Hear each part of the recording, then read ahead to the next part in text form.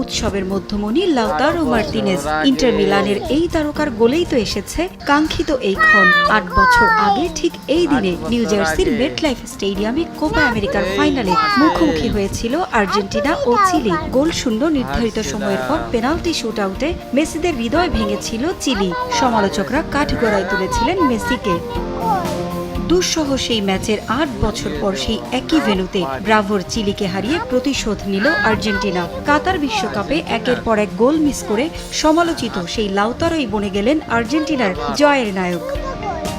এর আগে ৬৬% বল দখলে রেখেও গোলের জন্য লড়াই করতে হয় আর্জেন্টিনাকে। ২১ মিনিটে প্রথম গোলের সুযোগ তৈরি করেছিলেন হুলিয়ান আলভারেজ, তবে চীনের প্রাচীরের মতো বাধা হয়ে দাঁড়ান চিলির গোলরক্ষক ব্রাভো। ২৫ মিনিটে ডি পলের পর ৩৫ মিনিটে সুযোগ আসে মেসিরও, তবে দলের সেরা তারকার শট পোস্টে লেগে বাইরে চলে গেলে স্তব্ধ হয়ে পড়ে মেটলাইফ। আর্জেন্টিনার সাঁড়াশি আক্রমণের বিপক্ষে বুক চিতিয়ে লড়াই করেছেন চিলির গোলরক্ষক ব্রাভো। প্রথমার্ধে কোনো সুযোগই তৈরি করতে পারেনি চিলি। দ্বিতীয়ার্ধে ঘুরে দাঁড়ায় তারা। ভাগ্য বদলের আশায় দ্বিতীয়ার্ধে ফুটবলার পরিবর্তন করেন স্ক্যালোনি। অবশেষে ৮৮ মিনিটে বদলি ফুটবলার লাউতারো মার্তিনেজ আনন্দে ভাসান আর্জেন্টিনাকে।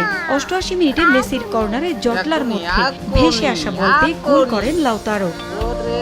শেষ দিকে আরও একটি নিশ্চিত সুযোগ লাউতারো মিস না করলে ব্যবধান আরও বড় হতো আর্জেন্টিনার।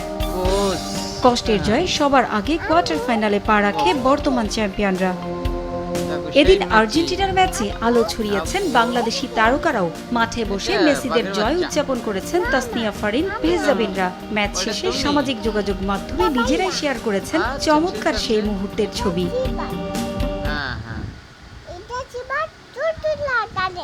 এটা তুমি আর্জেন্টিনা।